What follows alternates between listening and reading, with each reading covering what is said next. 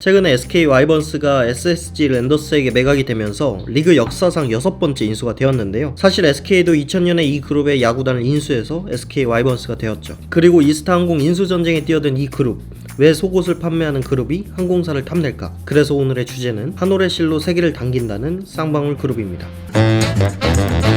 여러분, 유퀴즈에서 젊은 속옷 회사 CEO를 하면서 나온 거 본 적 있으세요? 그 기업이 바로 쌍방울이에요. 아마 요즘 분들은 잘 모르실 수도 있는 트라이를 가지고 있죠. 쌍방울 그룹은 1954년 전북에서 이봉영, 이창영 두 형제로 시작이 되었습니다. 현재 익산, 전북 이리시에서 형제상해라는 이름으로 속옷 도매업을 시작하게 되고요. 당시 생활 의류가 절대적으로 부족해서 시장에서 나오는 족족 팔려 나갔고, 형제상해도 이러한 시장 흐름에 편승했고 1958년에는 대전, 이남의 충청권과 호남 지역 최대 내의류 도매상으로 자리매김하게 됩니다. 규모가 커지니까 소규모 제조업체에게 자본을 대주고 생산품을 납품받기도 했고요. 하지만 소규모 제조업체가 물량을 감당을 못하니까 대형업체를 찾아가게 됩니다. 그래서 대형업체들에게 물량의 절반을 공급받게 되는데요. 이때 대형업체들이 형제상해의 요구를 제때 들어주지도 않고 판매 물량이 제대로 공급되지 않아서 결국에 그러면 직접 만들어야겠다 라고 하고 1962년 삼남 메리아스 공업사를 만들게 됩니다. 첫 제품은 삼남표, 하지만 신생 브랜드이다 보니까 이름을 알리는 데만 1년이 넘게 걸리고 자금 압박의 문제가 심각해지게 되죠. 그래서 1963년 영자 돌림의 두 명의 형제가 쌍영 섬유 공업사로 상호를 변경하게 됩니다. 삼남표, 뭔가 이름이 전국 소비자에게 알려지기엔 어렵다고 판단을 하고 상표명을 바꾸게 되는데 그게 두쌍 방울령의 한글식 표기 쌍방울이죠.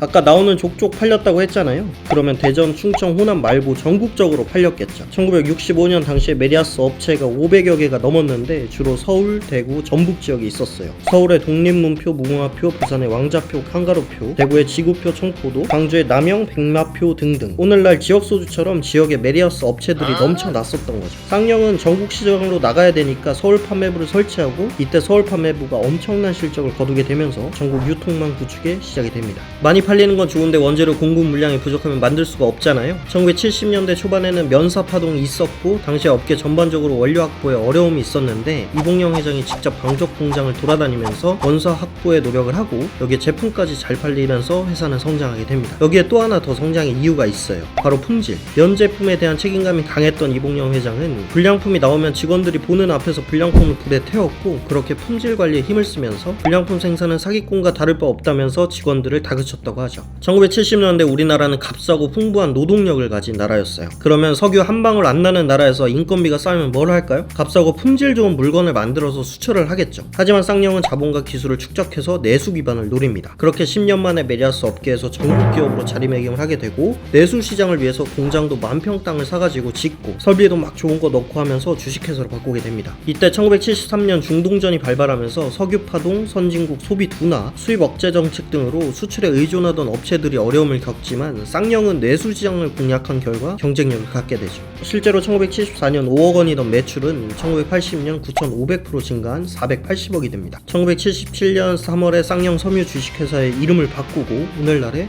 주식회사 쌍방울로 바뀌게 됩니다. 작은 메리아스 제조업체가 15년 만에 원사부터 생산까지 하게 된 거죠. 그러다 위기가 찾아옵니다. 갑작스럽게 회장님이 고혈압으로 쓰러지시고 당시 기획실장이던 장남 이휘철이 대표이사로 추대되어 대표이사 사장이 됩니다. 젊은 대표이사가 취임하니까 시스템도 당연히 젊게 변합니다. 컴퓨터 시스템 도입과 본사와 사무소를 온라인으로 연결하고 패션 네일 사업도 하게 됩니다. 당시에는 대부분 네일들이 흰색이었거든요. 근데 자키라고 미국 회사하고 기술 도입을 하고 패션 네일을 만들어냅니다. 실제로 젊은 층을 중심으로 인기가 꽤 좋았다고 해요. 이렇게 잘 나가던 쌍방울이 무리한 사업 확장으로 휘청되기 시작합니다. 무주 리조트 개발을 한 쌍방울 개발, 쌍방울 상사, 쌍방울 반, 쌍방울 룩, 쌍방울 베베, 태영 모방, 화성 실업, 덕원 관광 개발, 쌍방울 레이더스 등 갖고 있는 회사만 9개가 있었고 주요 원인은 레저랑 건설업 진출 때문이라고들 많이들 얘기합니다. 잘하는 분야가 아닌 레저 관광업에 진출한 거죠. 당시에 가장 잘 나갈 때니까 뭐 다 잘 될 것만 같은 그런 기대감이 있었던 걸까요? 1990년 무주 리조트를 개장한 쌍방울 개발은 3년 후 이곳에 3,800억을 쏟아붓고 1997년 열릴 동계 유니버시아드 대회 개최를 위해 국제 규격에 맞는 경기장 시설 및 관련 부대 시설을 건설하기 위해서였죠.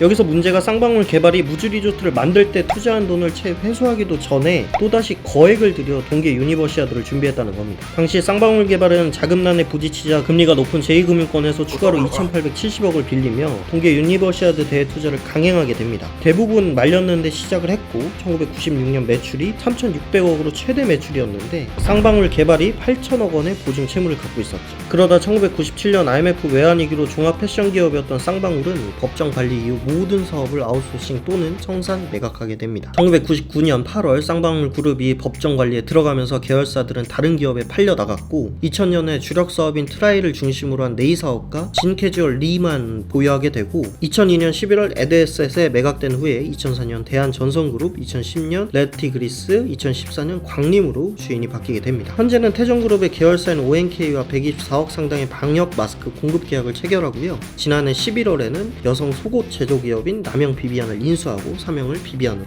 바꿨습니다. 그럼 왜 항공사를 쌍방울이 가지려고 하냐? 2014년에 매각한 광림이 여기서 나오죠. 광림이 소방차, 크레인 등등을 만드는 중장비 기업인데 아까 쌍방울 비비안을 갖고 있다고 했잖아요. 거기에 고현정, 조인성 등등이 있는 엔터그룹 IOK도 갖고 있습니다. 패션과 엔터 쪽에 손을 잡고 광림 컨소시엄을 꾸려서 인수 의향서를 며칠 전에 냈죠. 이스탄의 LCC 중에서는 가장 많은 중국 노선을 갖고 있는데 중국 시장을 노리려는 좋은 조건이 되는 거죠. K 컨텐츠하고 중국 시장을 노린 투자로 보이는 겁니다. 영상이 올라간 이후에는 어떻게 될지 모르겠지만 앞으로의 행보도 기대가 됩니다.